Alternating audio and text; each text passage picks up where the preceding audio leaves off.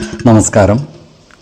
വേദാംഗ ജ്യോതിഷത്തിലെ അമൂല്യമായ അറിവുകളും ആധ്യാത്മിക ജ്ഞാന ഉപദേശങ്ങളും പകർന്നു തരുന്ന പ്രശാന്തം ആസ്ട്രോ ചാനലിലേക്ക് ഏവർക്കും സ്വാഗതം.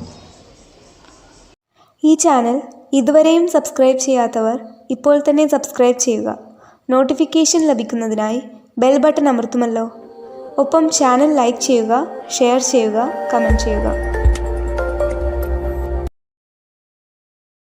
കൊല്ലവർഷം 1199 കർക്കിടക സംക്രമം വിശാഖം നക്ഷത്രത്തിലാണ്.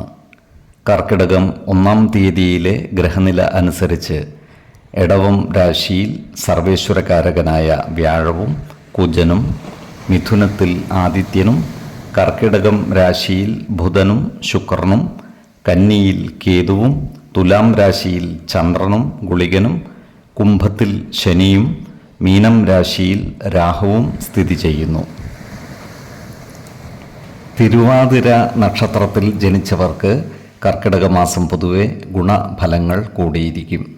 കുടുംബജനങ്ങളുമായി നല്ല സ്നേഹബന്ധങ്ങൾ നിലനിർത്തുവാൻ ഇവർക്ക് സാധിക്കുന്നതുമാണ്. സഹോദരങ്ങളുമായി ഉണ്ടായിരുന്ന ആശയക്കുഴപ്പങ്ങൾ പരിഹരിച്ചു മുന്നോട്ട് നീങ്ങുവാൻ ഇവർ പരിശ്രമിക്കുന്നതുമാണ്.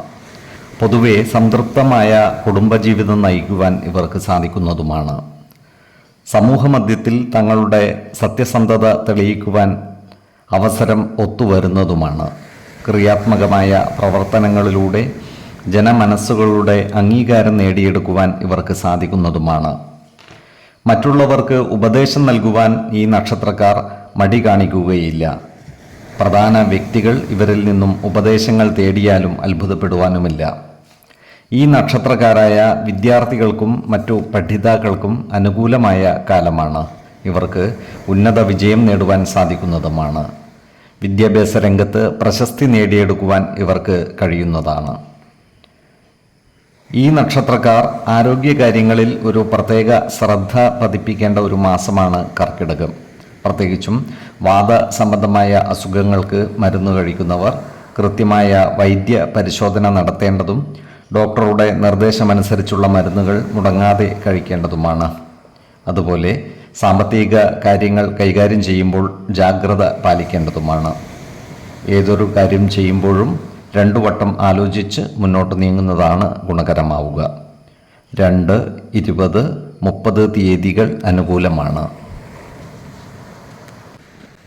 ഈ നക്ഷത്രക്കാർ ജനിച്ച സമയത്തെ അടിസ്ഥാനമാക്കിയുള്ള ജാതകത്തിലെ ലഗ്ന രാശിയുടെയും ലഗ്ന അധിപന്റെയും സ്ഥിതിയും ശുഭ പാപ ഭാവങ്ങളുടെ സ്ഥിതിയും ഓരോ രാശിയിലെയും ഗ്രഹങ്ങളുടെ സ്ഥിതിയും അനുസരിച്ച് ഇവരുടെ പൊതുഫലത്തിൽ ഏറ്റക്കുറച്ചിലുകൾ ഉണ്ടാകുവാനിടയുണ്ട്. കുടുംബ ദേവതകളെയും ഇഷ്ട ദേവതകളെയും ഉപാസിക്കുന്നത് ഇവർക്ക് ആയുരാരോഗ്യ സൗഖ്യമേകും.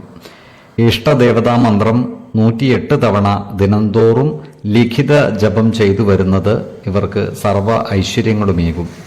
നല്ല വ്യക്തി സാധനകളോടെയും ഉപാസനകളോടെയും മുന്നേറിയാൽ സർവേശ്വരാനുഗ്രഹത്താൽ ഇവരുടെ സർവ്വകാര്യങ്ങളും മംഗളകരമാകും. നന്ദി, നമസ്കാരം. ജ്യോതിഷരത്നം പ്രശാന്ത് കണ്ണോം.